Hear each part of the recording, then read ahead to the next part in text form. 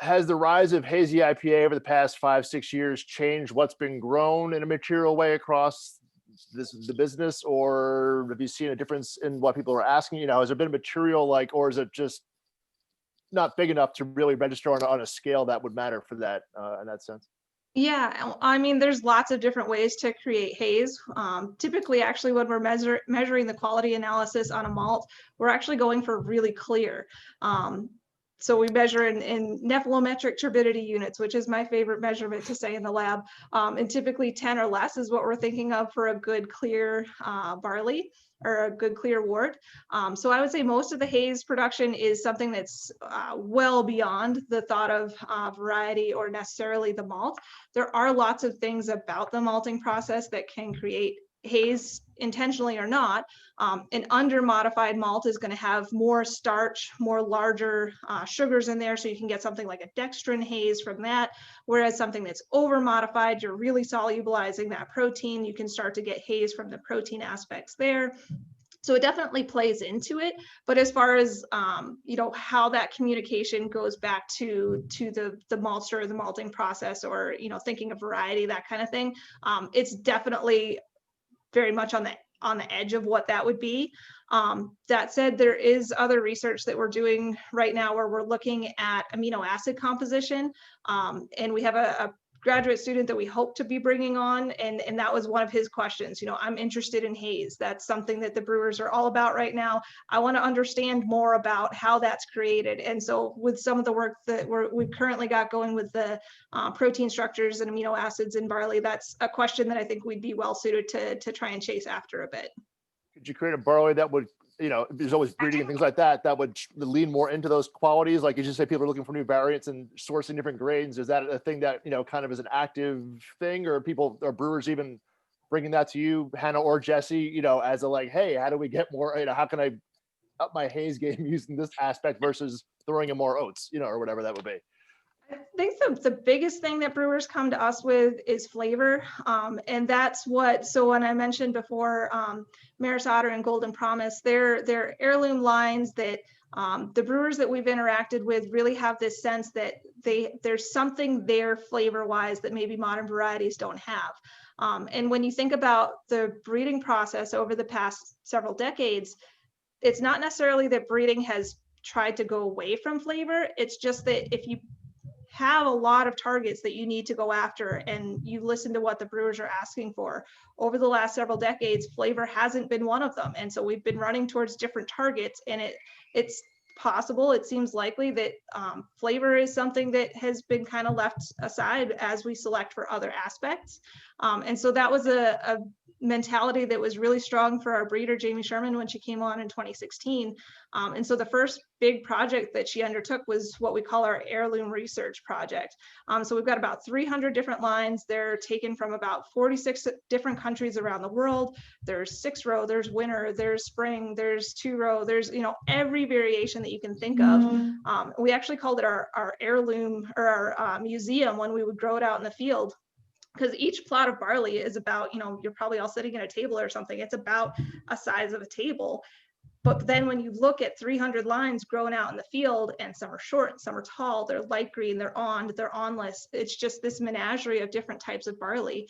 And so the concept behind that was to do the chemical profiling. So that again was with CSU, doing the chemical profiling, looking at the malting quality, and trying to get a sense of what might be there from the sensory aspect, and utilizing the knowledge that we gained out of that to start incorporating that into our breeding selections to try and not only get specific flavors, but also, feedback from brewers to try and go towards what it is that they're looking for, which can be very, very depending on who you're talking to. But Cool. Hannah, could you maybe go a step deeper there? If I heard correctly, what you were talking about with what brewers are bringing to you with questions, it's this really strange contrast to what Sean was asking about, where I think, in front of us is so often IPA, And so exactly like you were talking about the grad student who's curious about hazy IPA, where those kinds of beers are so uniquely and specifically focused on hop usage and the way that that functions for flavor, and everything else is effectively secondary, and even in some ways tried to be minimized so the hops can shine. But you said the brewers are coming to you to ask about flavor from malt.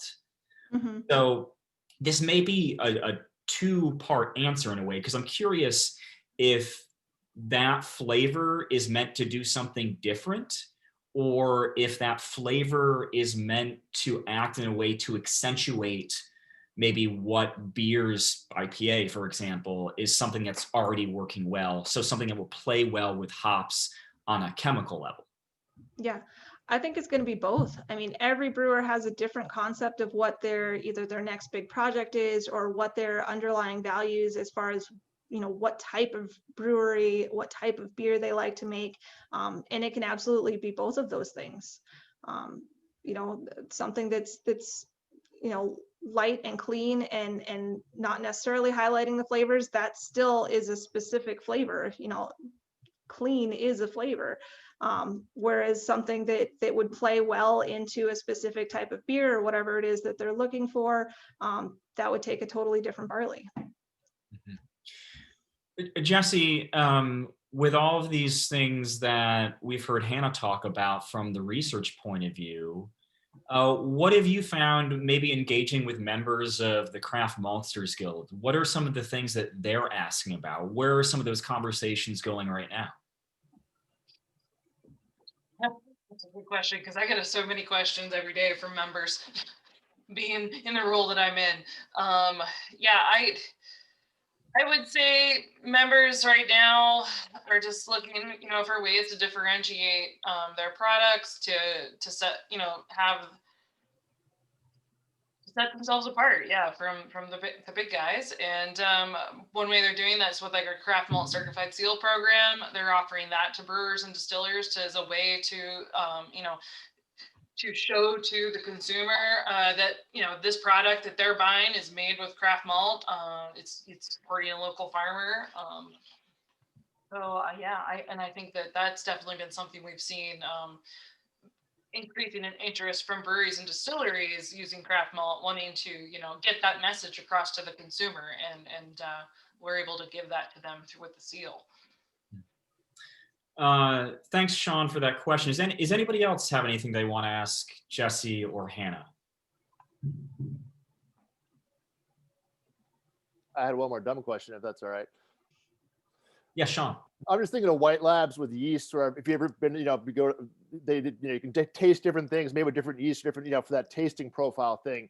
Would there be is it be pointless, but like if a brewery like, you know, got the same kind of, you know, grain in from one state and from their home state, and had it malted at the same place, or like, you know, and to just, and all the hops are the same, and everything, the yeast was this, you know, and pitched the same, to see if there was that sensory thing, or would that really yield maybe nothing? Or has anybody heard of anybody doing that? You see breweries play around with, you know, we got a, you know, Citra from this state and this state, we, you know, they play with the hops a lot, but I'm thinking in my head, like, I haven't really seen a brewery been like, yeah, we did this really cool thing with malt, where we did the same thing from this state, you know, back to that story of like telling, like, you know, to the consumer, back to Brian's point, like, how do you engage someone in a real, like, in a tap room, like, oh, this is our cool, this is, you know, this beer. Anyway, it's that kind of an idea.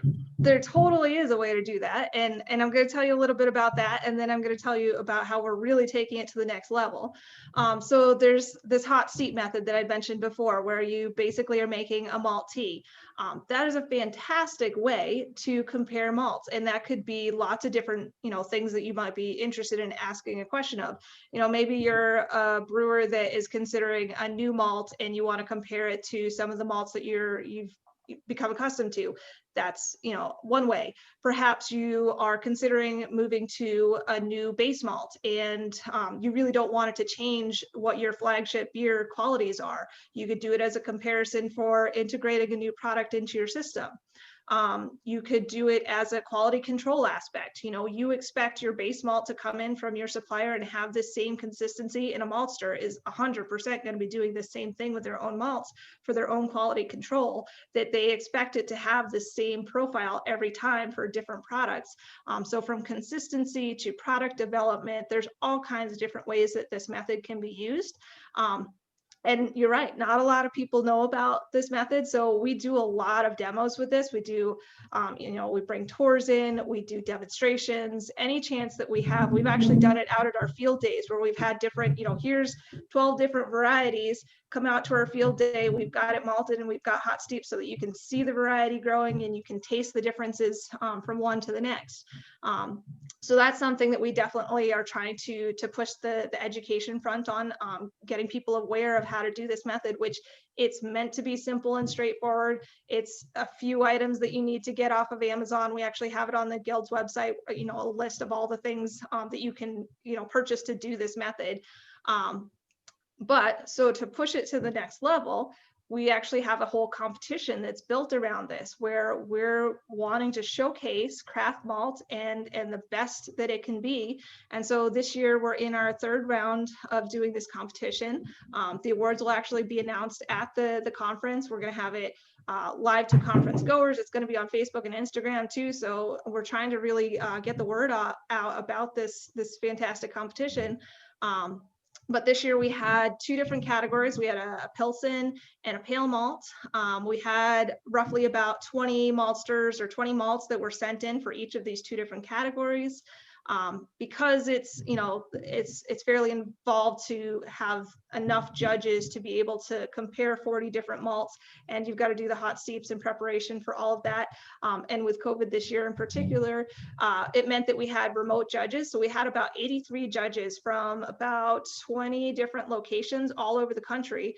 So we sent these malts out, did it in replicate and, you know, comparison value, all of that, and had them judge both on the quality. So everyone gets a certificate of analysis for all of these malts so that they can see functionally, does this malt work for what it's supposed to do? And then sensory wise, does it fit the profile that is established for this type of malt? And so based off of those two categories, they make their judgments. It goes through several rounds. It's a benefit to the maltsters no matter what, because they get all of that certificate of analysis and sensory feedback. We use Draft Lab to curate that sensory feedback. So the maltsters get all this information, feedback on their malt, and as a bonus, maybe they get to win this competition. And so we've had a couple years of it going now. There's 6 or so handful of maltsters so far that have won, and there's the craft malt. The winning maltster gets to bring that home and have bragging rights for the year. Up, everybody. Isn't it beautiful? Very, very Instagram friendly. Very nice. I just want to remind everybody that I think Hannah has given us like 4 different story ideas tonight. Yeah, and if anyone needs contacts for any craft maltsters, I'm at your service.